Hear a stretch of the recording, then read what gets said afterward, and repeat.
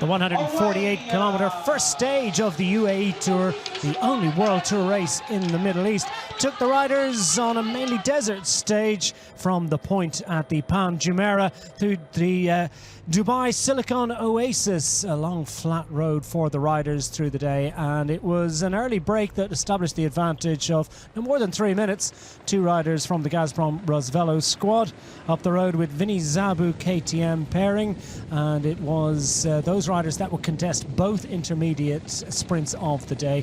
The black jersey on offer for the most points accrued across the day, so no surprise that there was plenty of contest in that one, with Stojnic, the young Serbian rider, taking the first sprint of the day ahead of the Gazprom Veljko rider Cherkasov, the young Russian, and that haul of points would prove valuable at the end of a day in which the riders in that early breakaway group spent more than 125 kilometres clear of the main peloton. The second intermediate sprint coming less than 40 kilometres from the line, and a bit of an ambush from Tortomasi, the young rider from Vinny Zabu KTM, and he would be ultimately followed across the line at the second intermediate sprint of the day by his teammate Stojnic, whose maximum haul of points ultimately would propel him into the first black jersey in the intermediate sprints classification.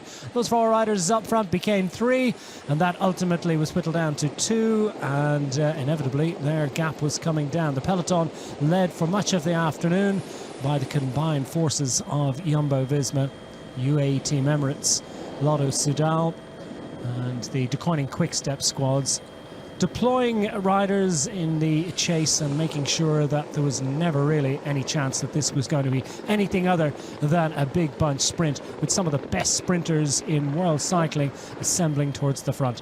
Bahrain McLaren trying to propel Mark Cavendish into perfect and prime position.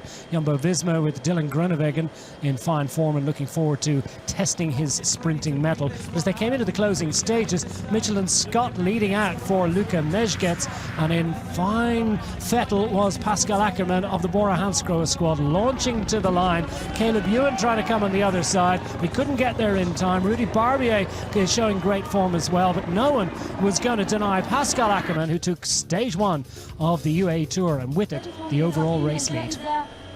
Ackermann gets the victory ahead of Caleb Ewan, Rudy Barbier, Dylan Groenewegen, Mezgec, Dainese, Marechko and the rest.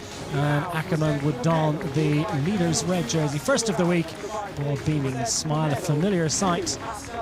And first bragging rights in a peloton absolutely dripping with top quality sprinters.